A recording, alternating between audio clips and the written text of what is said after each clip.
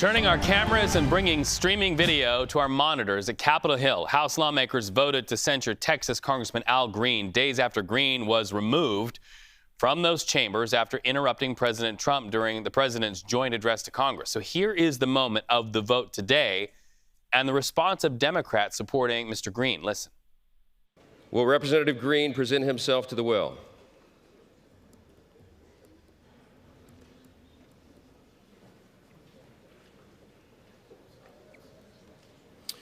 By its adoption of House Resolution 189, the House has resolved that Representative Al Green be censured, that Representative Al Green forthwith present himself in the well of the House of Representatives for the pronouncement of censure, and that Representative Al Green be censured with public reading of this resolution by the Speaker.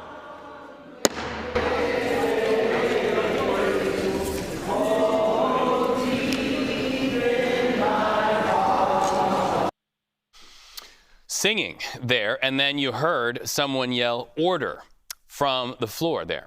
This also just in, President Trump responded to this censure vote. Trump told Fox News Digital, quote, Green is an embarrassment to Democrats. He went on to say that Green should be forced to take an IQ test. Democrats reacted to the censure vote on the steps of the Capitol moments ago. Here's that. This is not an unusual occurrence, as we've seen. Marjorie Taylor Greene famously disrupted the State of the Union under Joe Biden.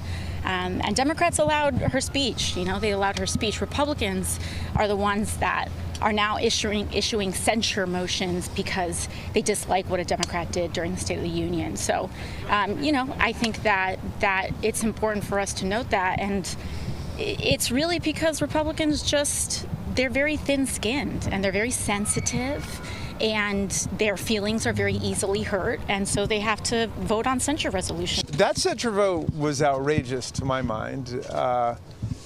What they've done is they've completely watered down the meaning of censure.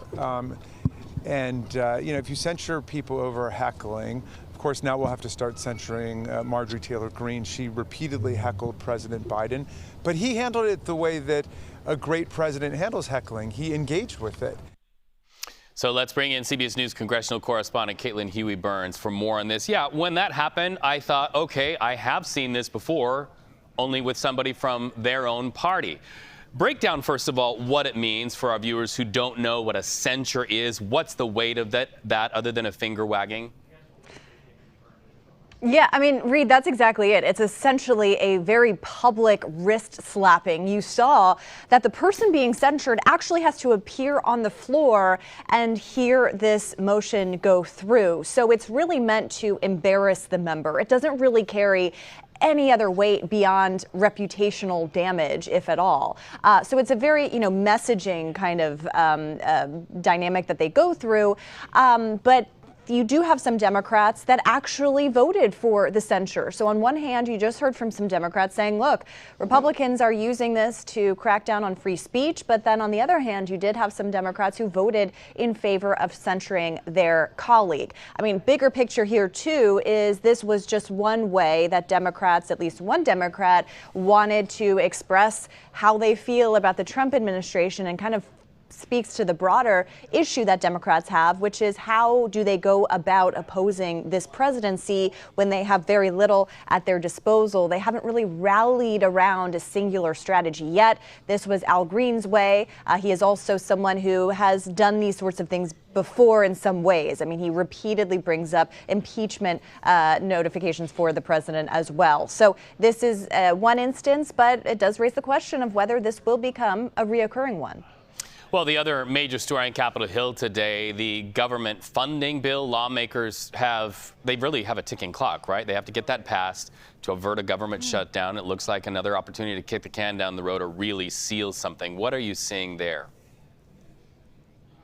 Yeah, if it looks like we've been here before, if it feels like we've been here before, you're right. We have many, many times. They are considering another what we call continuing resolution, which basically would just take current government funding levels, extend it through the end of September, according to this bill, just essentially keeping the government running. Because remember, next Friday, the government runs out of money on the 14th. So they have to get something done here.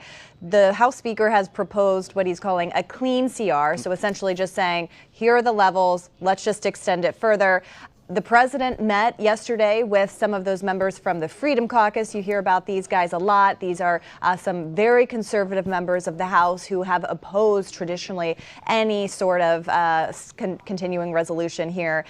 Basically trying to make the case to them, look, guys, just get this over with, get this done, and then you can have policy arguments when it comes to the actual big policy bill that they still have to work through in terms of the budget. So we'll see what happens. We're going to get text apparently tonight or tomorrow morning with a vote potentially as early as next week.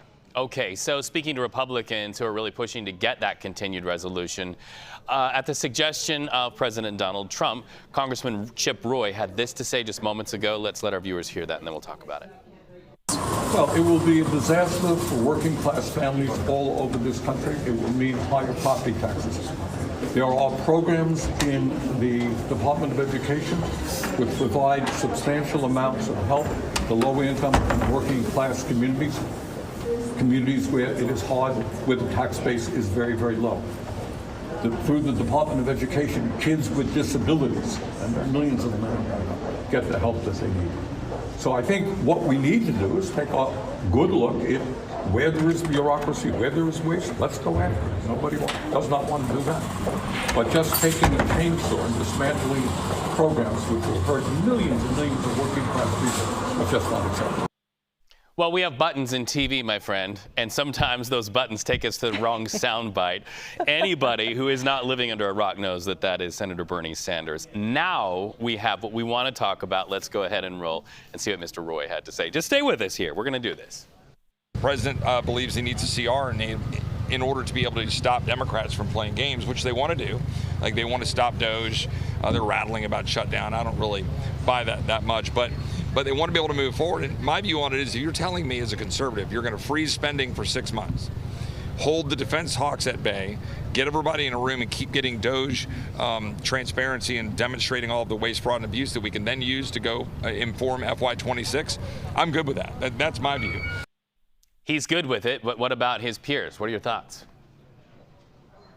Yeah, and that's the big open question here. But that really speaks to kind of the details that the president and the White House have been laying out to these members, saying, look, the kinds of cuts that you want to see in government spending, let's deal with that in the bigger budget through that big reconciliation process. We need to get this government funding, which is completely different, just get that out of the way and be able to move on to actually crafting the policy when it comes to the budget that you want to make. So it's a sell. We'll see if these members take the pitch. We'll also see if Democrats cross the aisle and say, look, I don't want to shut down the government. Let's just get this over with.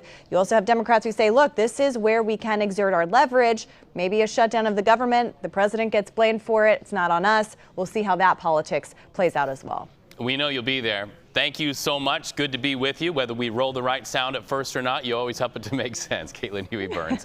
Have a great day, friend. Hey, it's live TV, right?